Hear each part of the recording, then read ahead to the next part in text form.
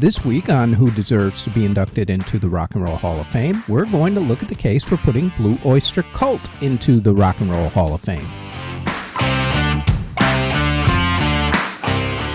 This week, we're going to look at the case for putting the Stony Brook, New York band Blue Oyster Cult into the Rock and Roll Hall of Fame. Plus, we're also, as an added bonus, going to give you a little backstory into the whole cowbell thing. As is usually the case with these things, to the tail of the tape we go. Blue Oyster Cult released 16 studio albums, 10 live albums, 21 compilation albums, 1 soundtrack album, and 1 box set. Of those, 5 hit the top 40 in America, although none of them hit the top 10. The best charting one was 1975's live album On Your Feet or On Your Knees, which hit number 22. Their mainstream success period was from 1975 to 1986, give or take a year or two, with 5 albums that routinely charted between the 20s and the 40s on the American charts.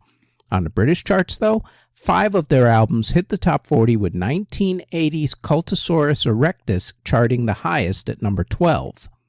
They also released 32 singles. Of those, 7 hit the top 40 on the American Singles Chart, and of those 7, 3 hit the top 10, including 1986's Dancin' in the Ruins, which went to number 9, and, of course, 2 classic rock radio and streaming station stalwarts, 1976's Don't Fear the Reaper, which hit number 7 on the Cashbox chart, and 1981's Burnin' for You, which hit number 1 on the Billboard Mainstream Rock chart. On the UK charts, only 3 songs actually charted, with only Don't Fear the Reaper hitting the top 40.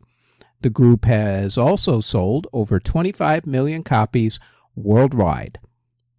Speaking of Don't Fear the Reaper, the recent Saturday Night Live documentary that's now streaming on Peacock called SNL 50 Beyond Saturday Night has an interview with current and former members of Blue Oyster Cult and Reaper's producer concerning the famous More Cowbell sketch. In the interview, all of the producers claim that Christopher Walken's producer character Bruce Dickinson is based on them. What's ironic is that there was a compilation producer who worked for their record label named Bruce Dickinson who compiled the reissue of Don't Fear the Reaper and their other hits, but he had absolutely nothing to do with the original recording. He does enjoy getting the credit, though. It kind of gives him his 15 minutes of fame. Another myth that got debunked about the song is the actual cowbell. Much like the producers claiming that Christopher Walken's character was based on all of them, all of the original members of the group swear that they were the ones who played the cowbell. The producers, however, tell a different story. According to one of them, there is no cowbell in that song. The instrument that was being played was a wood block. The cowbell has a tin sound because, well, you're hitting metal. A wood block is what it sounds like it would be. It's a block of wood. When you go back and listen to the song again, try to figure out if it sounds like wood or metal that is being hit. I actually think he's right. It does sound more like wood, but I guess More Wood Block wouldn't have been as funny as More Cowbell. But what do I know, though? I put on my pants just like the rest of you, one leg at a time. Except when my pants are on, I make podcasts. One other thing. Don't ever bring cowbells to their concerts. The current members are not big fans of that because, in their own words, everybody brings one and no one knows how to play it properly, so it just sounds like a bunch of noise. As for why Blue Oyster Cult should be inducted into the Rock and Roll Hall of Fame, well, there's a few reasons. They were one of the most influential and pioneering heavy metal/hard rock groups of all time. Some of the groups who they've influenced include Metallica, Iron Maiden, Kiss, Queens of the Stone Age, and Ghost, among many others. They were one of the first hard rock heavy metal bands to achieve both critical acclaim and commercial success, although they started off their career playing psychedelic and acid rock. They were also one of the first groups to have 3 of their music videos in heavy rotation on MTV back in 1981, including the music video for Burning for You. Don't Fear the Reaper is number 449 on Rolling Stone magazine's 500 Greatest Songs of All Time list. Plus, how many times have you heard Burning for You or Don't Fear the Reaper in movies, commercials, or on TV shows? Their songs are a part of pop culture.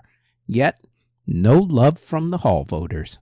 That needs to change since they've been eligible since 1998 but have never been put on the official nominations list. As for who gets in when they inevitably do get inducted, the group had 24 members over the decades, so your guess is as good as mine. However, Buck Dharma and Eric Bloom have been there since the beginning, so they are automatically in. FutureRockLegends.com predicts that the group will not be inducted until 2035. They need to be put in much sooner because they'll all be dead by then. Regardless of which members do eventually get the invite, Blue Oyster Cult should absolutely positively be inducted into the Rock and Roll Hall of Fame. And that is it for who deserves to be inducted into the Rock and Roll Hall of Fame. We also invite you to check out our other podcast, the Music History Today podcast, where we go over what happened on that date in music history. That podcast drops daily, including weekends, on this channel that you're either watching or listening to this podcast on. We also have the Music History In-Depth podcast, where we go more in-depth into the events that happened for that week in music history. And that podcast posts every Tuesday on this channel that you're either watching or listening to this podcast on. Thank you very, very much for listening or watching if you're on YouTube or Spotify.